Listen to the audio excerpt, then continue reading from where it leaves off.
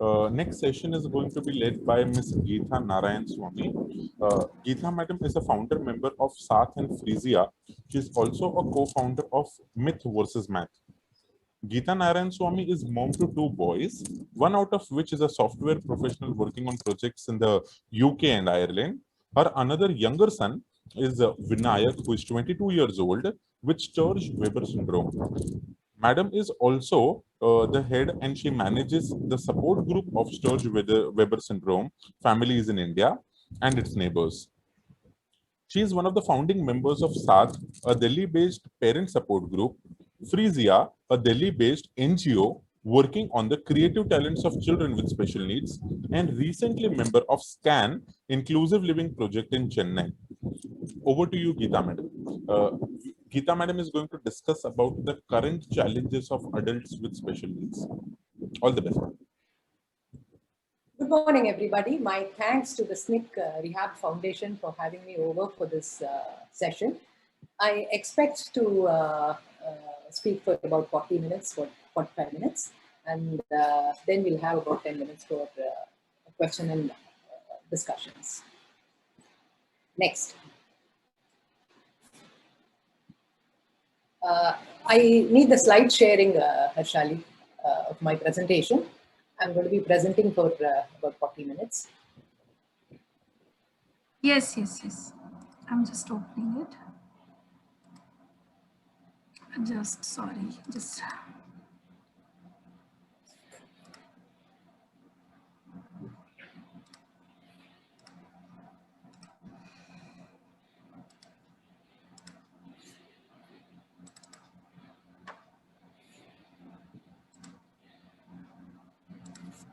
Yeah.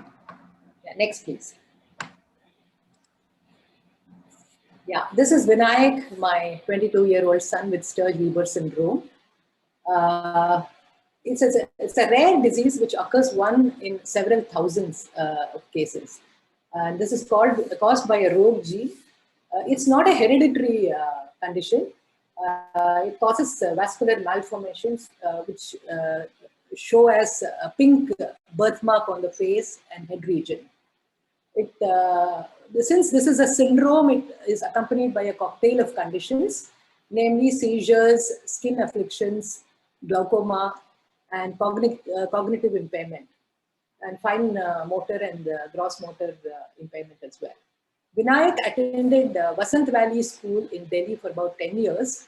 And 5 years ago, we moved to Pondicherry to create a future around him. He now attends the vocational college run by Eka Charitable Trust in Bangalore. Two main points I need to tell you here. The disease is a multidimensional disease, and we took all effort to understand the disease, to know the disease completely, to be able to deal with all the doctors and multiple disciplines that it needed. The second big point is we moved from Delhi to Pondicherry at the right time when Delhi's pollution and traffic actually helped us to push the move forward. But the move meant giving up on a variety of things. So one needs to be very aware and clear in your perspective and larger family priorities. Next, please.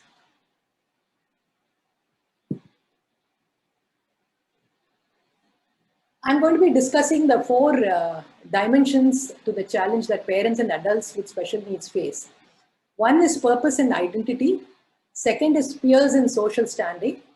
Third is health, care and wellness. And fourth is long-term care.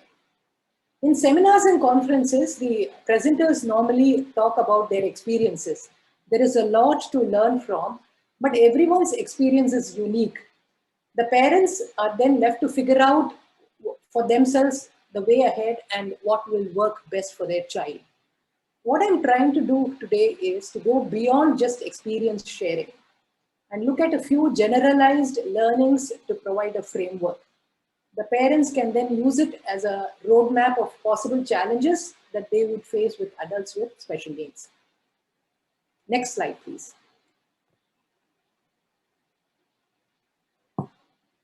The first dimension is purpose and identity. How do you see your child with special needs? How does the child see himself or herself? You can see that there are three main elements to this challenge. One is the strength, second is the vocation, third is the skilling part. Next slide, please. The next challenge is peers and social standing. Who are their friends? And besides family and well-wishers known to us.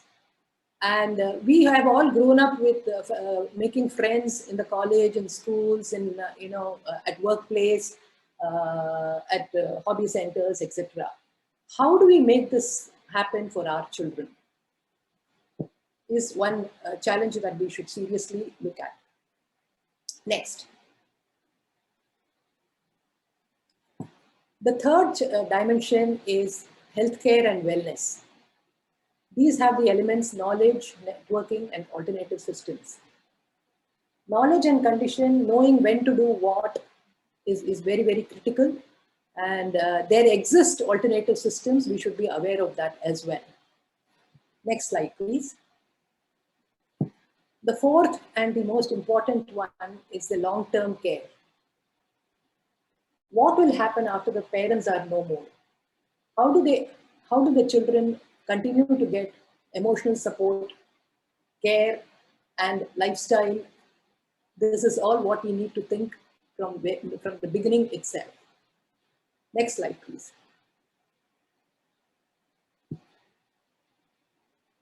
I come back to the parent support groups, which were being discussed earlier by Harshali ma'am.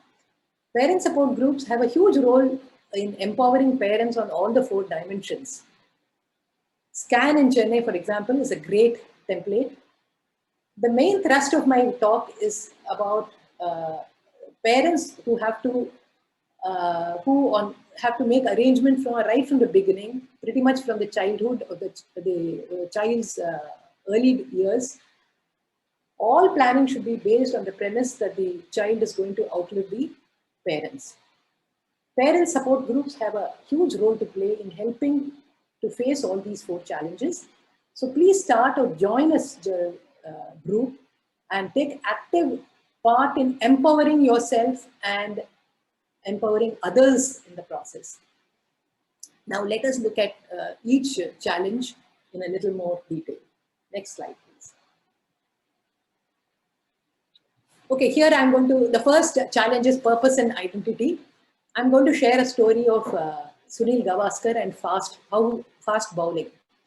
When Gavaskar was batting for India in the 70s, he faced a major challenge. There were no fast bowlers he could practice on, and he had to play against some of the fastest bowlers in Test cricket, namely Lillee and Michael Holding. But he did not see this as a challenge, as a weakness, and he came up with a beautiful idea. He asked his teammate Dilip Doshi to bowl to him from 18 yards instead of the usual 22 yards on the pitch. So the ball came to the bat in about the same time as a ball from a Michael Holding or a Lillee would have when would they have bowled from 22 yards. So in effect, not having a fast bowler was not a disability. It was a disability, but it didn't deter Gavaskar from redefining the problem. He redefined the problem from one of speed, which was not solvable, to one of time taken for the ball to hit the bat, which he could solve, and he did solve it brilliantly. So this is how we should also look at different instances where we reinvent and see the weakness as not get deterred by the weakness and come out with strengths. Next slide, please.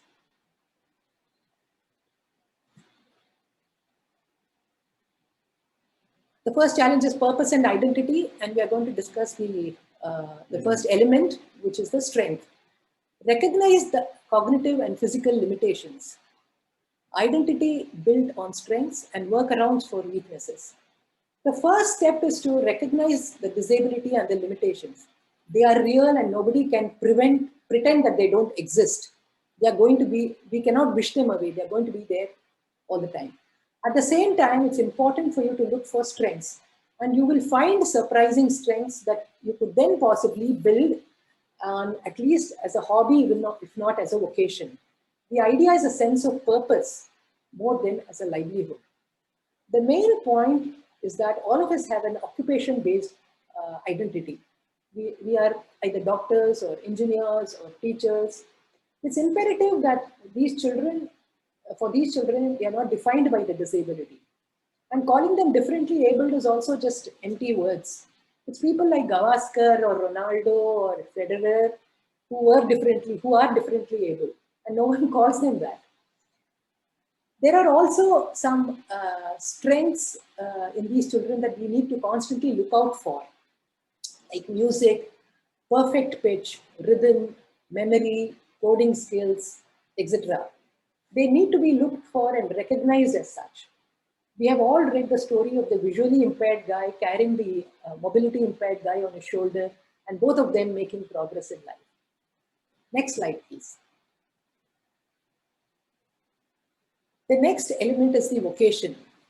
Vocation is key to strengthen the identity. A range of new age options are available now: art, photography, pottery, crafts, bakery, comedy, creating YouTube content, etc. And we also need to respect manual work. Gardening, cooking, housekeeping, car wash are all equally interesting for these children. It's also a reality that there are more openings for people with physical disabilities, such as hearing impaired and visual impaired. Visual impairment comes with high oral acuity. So we did an experiment in the National Association for Blind in Delhi, where we used them to transcribe a recording for us. One girl who was great at hearing was paired with another girl who's great at typing. It worked very well and yielded the insight that knowledge of English is a major need and therefore was a problem. In Bombay, you may have heard about visually impaired adults being used in the perfumery industry because of their strong sense of smell. And we have also seen hearing impaired being employed in cafes and in courier companies. Repetitive work and not judgment. This is the work which these children are very, very good at. And we must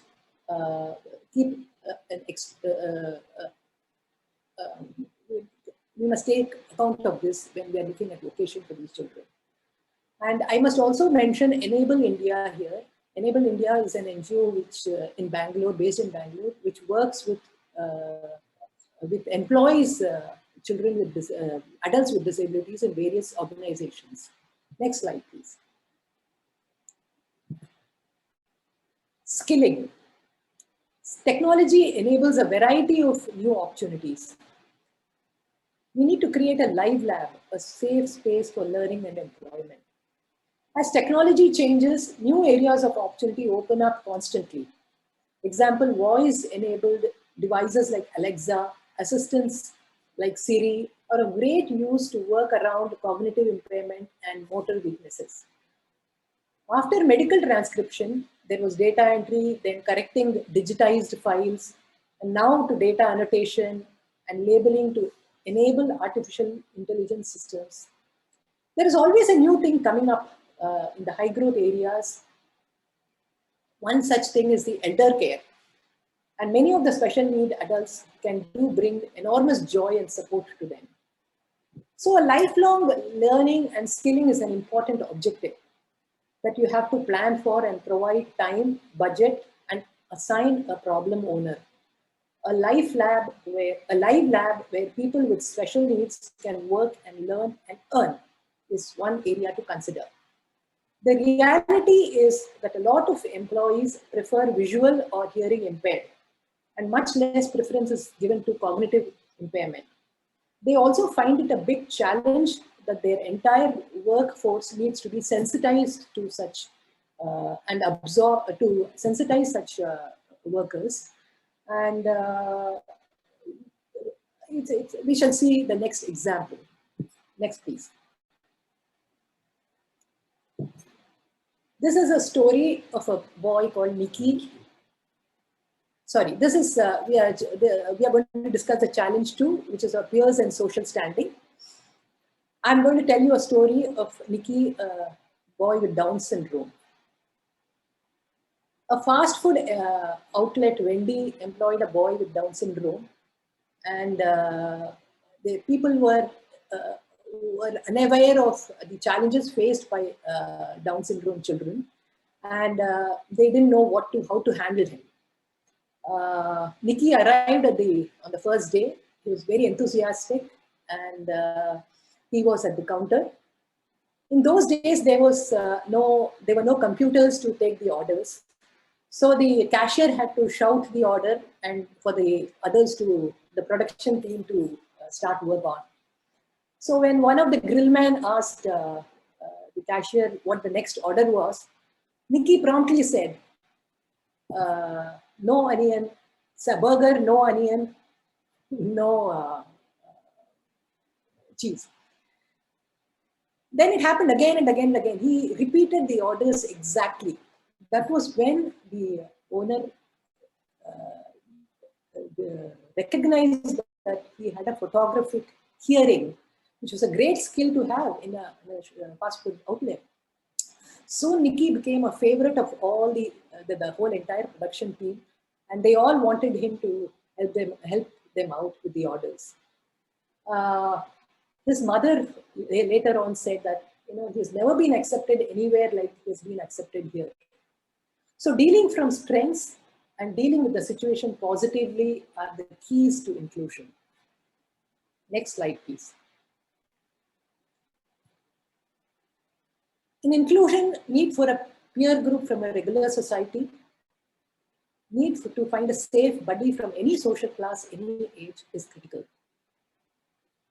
Peer group of buddies for people with special needs is a huge challenge.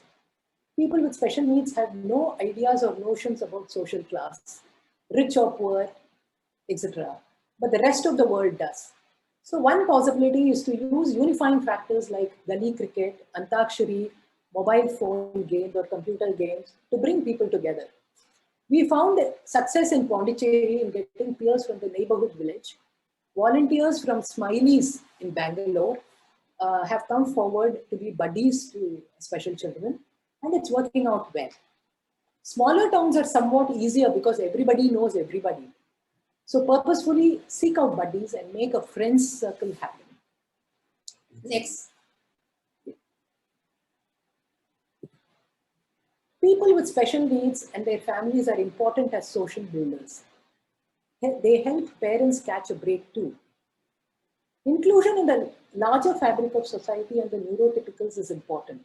And so is having a circle of PWDs, build up relationship with other families in the support group.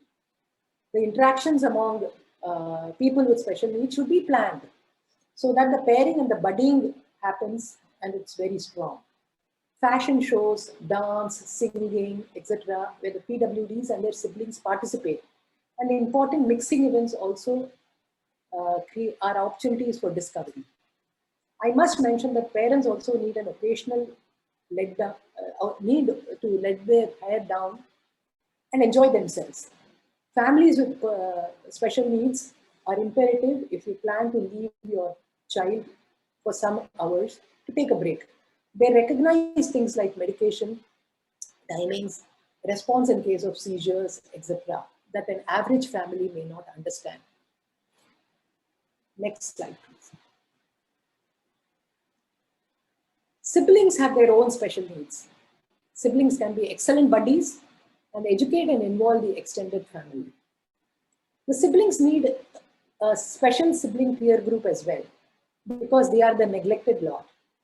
The parents are busy dealing with the problems with their special needs child, and they are left all alone. They only miss on attention. Siblings are crucial for the inclusion objective. Another PWD is neurotypical sibling can be a buddy for your special needs child. Weddings and family gatherings are occasions are very, very important to ensure that your ward gets exposed and also to familiarize other members. So don't hesitate to attend weddings, such social gatherings. Yes, meltdowns, visits to the bathrooms or eating the help in eating and all are, do happen, but they are flimsy excuses. And elders in the family also need special attention. So these gatherings are good to meet them too, and generally help them know our special needs ward. Next slide, please. So far, purpose and peers, which we have discussed, are soft areas to do with people. And in comparison, the next two are hard areas, which are healthcare and wellness and long-term care. The most important takeout here is cognition ability is foundational. And white collar work by definition means work that requires cognitive ability. Knowledge work, as Peter Drucker, the great management guru, said. Here is the dilemma. The parents themselves are successful professionals, managers, etc. They want white collar jobs for their wards with cognitive impairments. And mostly that's an impossible dream. I strongly urge parents to get over their aversion to manual work, recognize the limitations and see what works best for their ward. It could be gardening, it could be bakery, it could be masala making, housekeeping, stuffing toys or paper shredding, etc. Next slide, please. Here I would like, the third challenge is healthcare and wellness. Here I would like to share a story on about Vinayak's shunt. Vinayak has a shunt implant in his brain. And 2 years ago, we had a big problem when his sodium level went very, very low and he had to be hospitalized. This condition we had never seen before.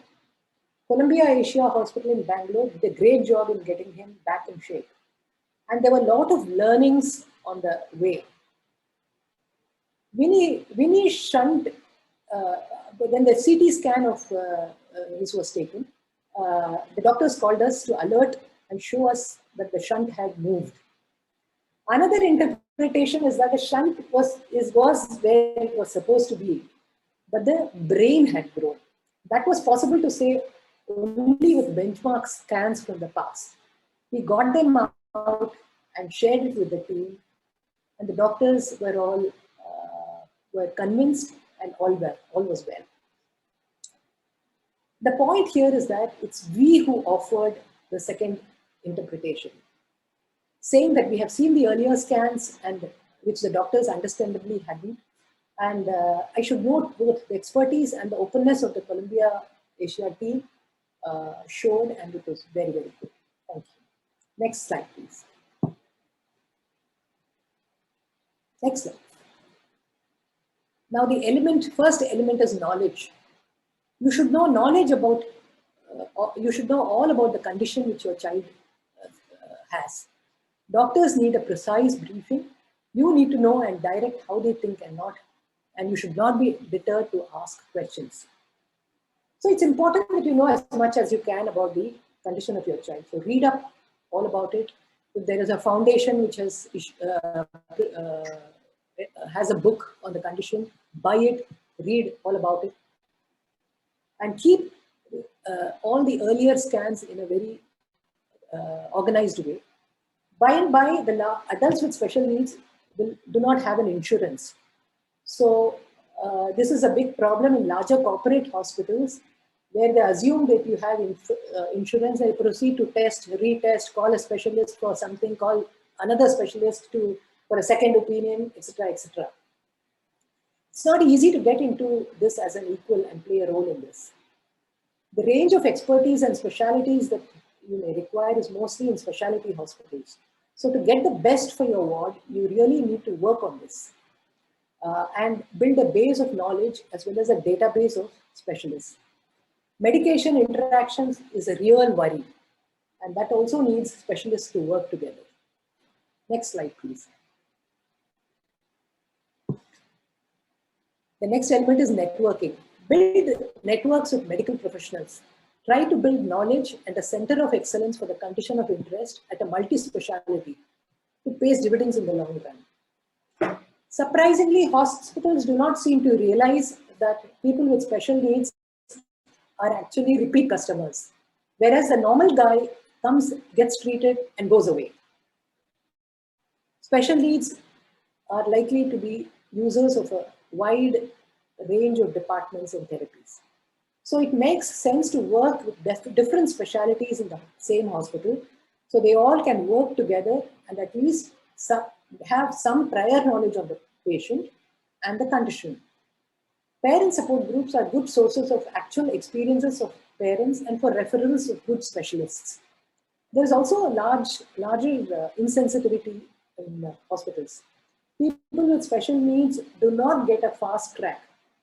They have to be in the queue for long hours, just like the neurotypical patients. For instance, if medications require food and you're stuck in some waiting room, your child gets a meltdown,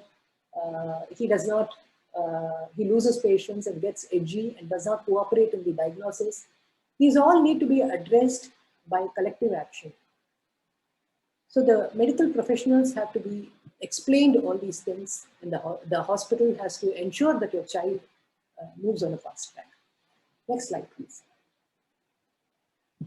The third element is alternative systems.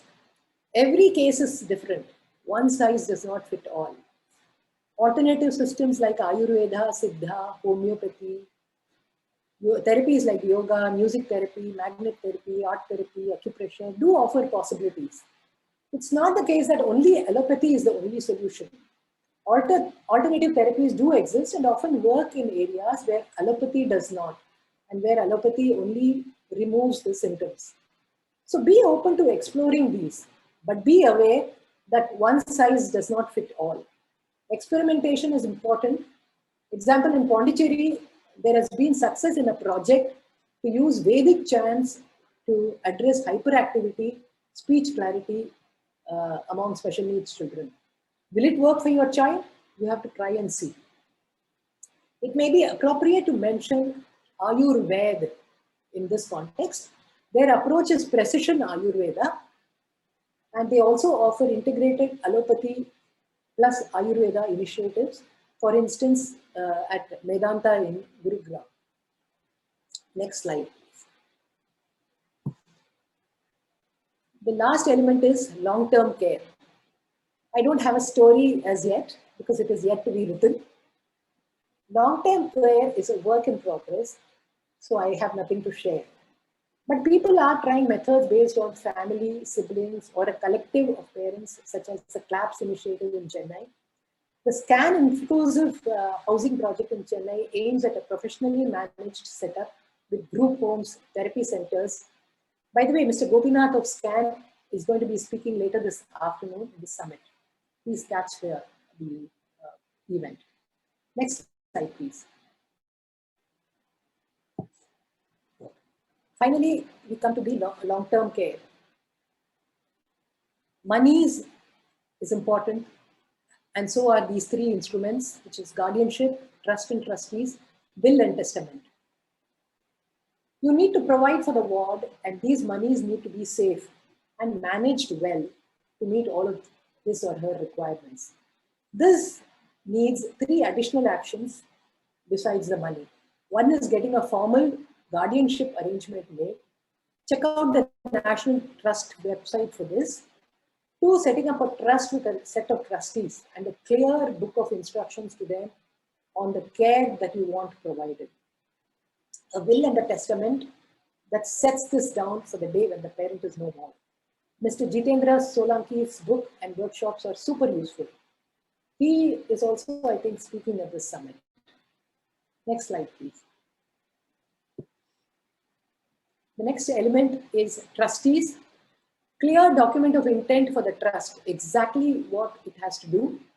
A professional administrator for the trust can be an external professional entity. For example, companies like Ameriprise or Universal, etc. handle it. Trustees who know the child, family members, siblings, relatives, friends, etc. But please talk to a lawyer for more details on planning all of these. Next slide, please.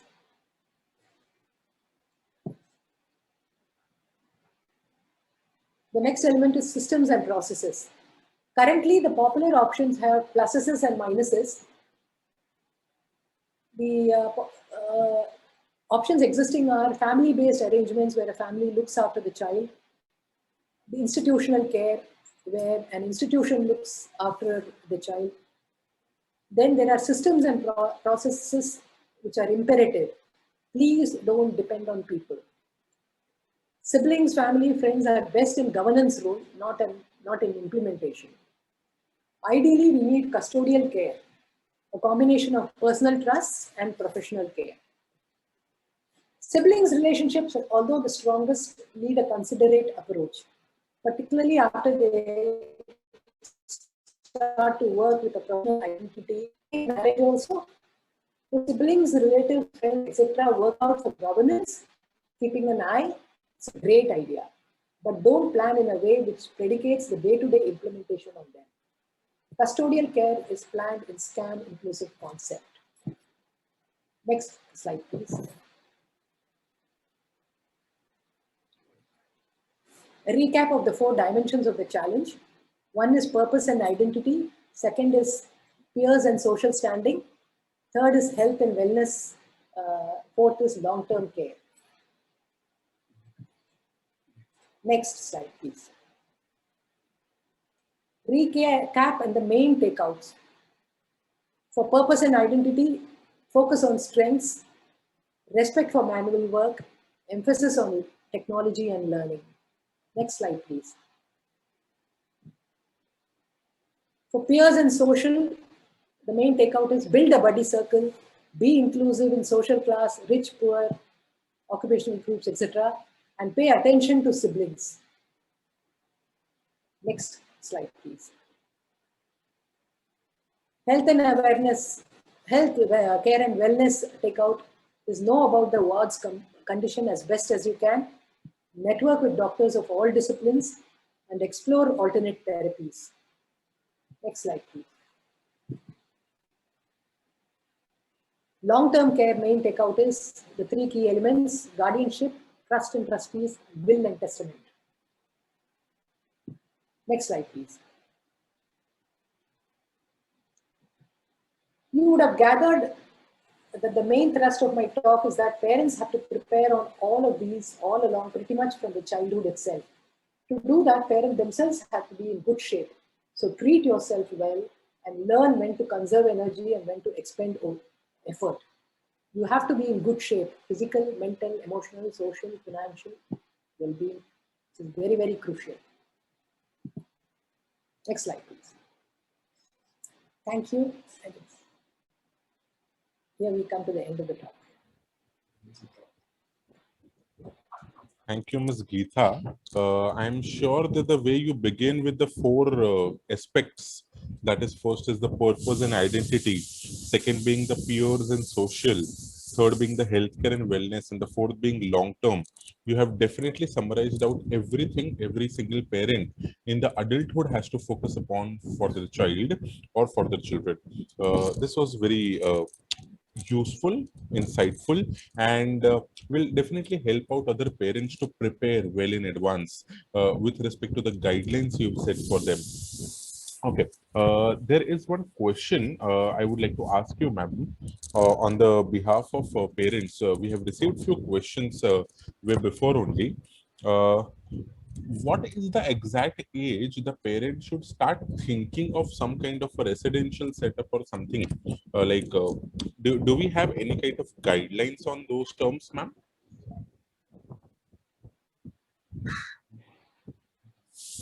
It depends on the kid, Dr. Rashid. How much of help he would need to lead an independent life, and how much of family support he has. how much of custodial care he needs. So it all depends on the child's condition, I would say. It can be as early as he's born, or it could be somewhere after a diagnosis has been made. Okay. Okay. So it depends. Apart from the condition of the child or the situation or the severity of the child's problems, are there any other factors which are involved which need to be taken into consideration before deciding upon some kind of a residential setup? The parents' condition. Parents may be old, parents may be infirmed, and he may be the only child. He may not have, he or she may not have cousins or relatives to enable looking after him. So it all depends on those factors. But yes, the parents should start thinking of it from a very early time onwards. Yes, correct, ma'am, correct. You mentioned various stories and various examples. You mentioned of the term of the person and personalities like Sunil Gavaskar, Ronaldo, and great personalities. So you rightly said that these professionals are never called differently able. It is just that our children are called differently abled. I would just like you to put some more light over this aspect with respect to the mindset or the perspective of the parents. They are either in denial or they are in acceptance. So, for example, even though my child may have many weaknesses, I may see a strength in him and call him, kind of find him special, and therefore having strong strength, a particular strength in him. Correct. Correct. And we should not always look at the weakness. We should only look at the strength and work around the weakness.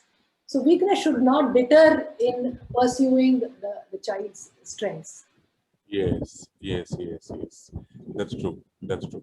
Okay. Apart from this, ma'am, when you talk about working completely over the strengths and considering those strengths as the entire in and outs for the child or entire preparation for the child's future, can you give us some of your personal experiences? How you have for your child Vinayak converted his strengths and utilized his strengths so well, apart from which you have already mentioned?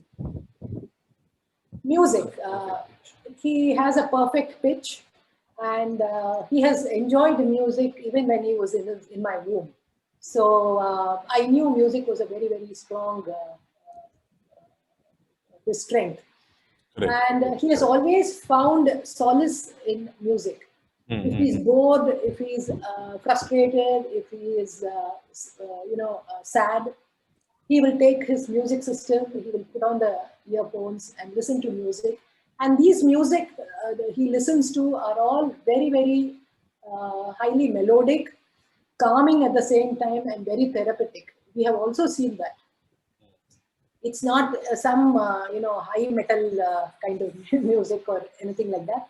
Yeah. But it's very calming for him, and he manages himself with the music.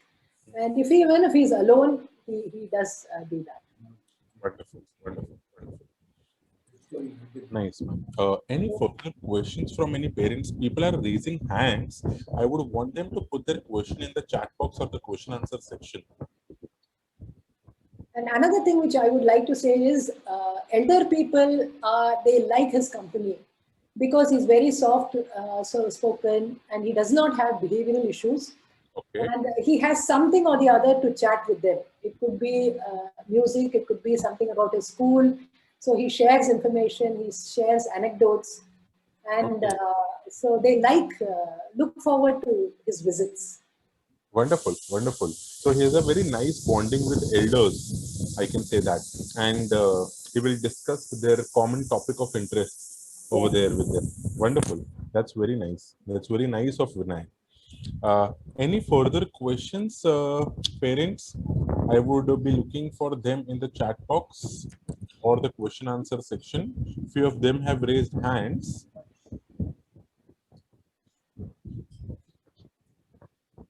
Harshali ma'am, few parents have raised hands. Can we unmute them or allow them to speak? Yes, yes. Just wait. Okay, Sandhya Singh, you can ask your question.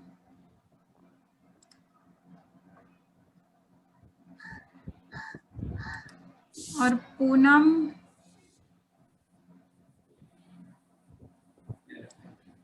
Yeah.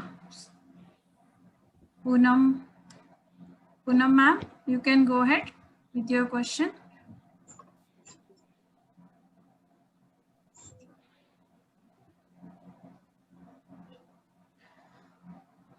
I guess it's by mistake or something. I guess Poonam madam, we're not able to hear you. In case if you're speaking, can you check out for your connections at your end? Yes, you can hear me, right? Acha. Poonam, no, can't hear you. No problem. You can type your question in the chat box. We can try for Savita Hirao. Yeah, Savita Ahirao, ma'am, you can unmute and ask your question.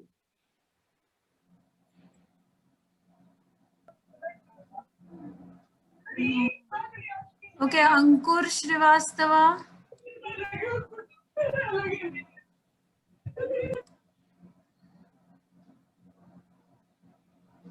Hello, can you hear me, ma'am? Yes. Yeah. So I had a question. Then this is about the long-term care. You mentioned that siblings are good in governance role or monitoring role and not execution role. I wanted to specifically understand, this statement of yours in more detail. Especially in nuclear families, we have only one kid, and the kid is specially able. Then, are there anything that you want to say about arranging for long-term care in such cases?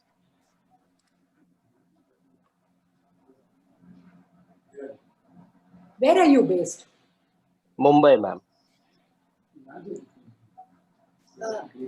You have to do it in Bombay or areas where language will not be an important for your ward. So you will have to check out places which are available in Mumbai. Who will be able to guide you on this. And you have to take the lead because it is, nobody else is going to help you.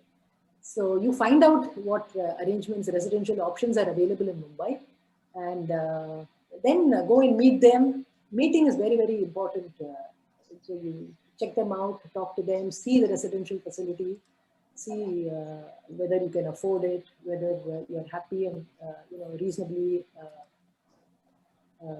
comfortable that your child will be suitable there. So check them out. Sure, but my question was, in the long, is it possible when the parents are not there for these facilities to take care of the child, or you need somebody from family or friends to be there at least as the back end or as a backup or for monitoring stuff? No. This you will have to start thinking from now onwards itself, and you will have to. You cannot depend on your family for the day-to-day implementation. They can govern, they can supervise and see if everything is happening fine. But it is very difficult to expect them to see whether the child has been fed, the medications have been given, because they will have a life of their own. So Right. you need to think on those terms. And I don't know whether how close your family structure is. Your family, your siblings may be interested in looking after on a long-term basis. Whether they will be, but it will be a good idea to explore these with your family and extended family to see how what can be done. But start exploring the idea now itself. Don't wait for the child to grow up. Right. And your suggestion is you need someone, at least to govern that things are being taken care of. Yes. Okay, ma'am. Thank you so much. There is one more question in the chat box, madam. The parent has to ask, madam, have you created a trust yourself, and do you consider your siblings as a part of your trust? the parent themselves do not have any siblings for their son. So I believe they are asking that in case if you don't have a sibling, whom can you consider a member of the trust? Talk to a lawyer, and if there are family members willing to become trustees, then that should not be a problem. So they should get in touch with a lawyer who will advise them precisely based on their requirements. Okay. Although there is a deep discussion going to happen in the evening about the residential setups, but as per your idea, what can be the cost of a residential center for one child for the awareness of our parents? No idea. It depends, Dr. Asher. Okay. Because we are still working on the modalities. We have no clear idea how it's going to develop, Okay. how much the cost will be. But it's a work in progress at the moment. Okay. Thank you so much for your time, ma'am. Thank you so much for sharing the experience with Vinayak, and we wish you all the best for the future. Thank you so much. Thank you. The pleasure was all mine. Yeah.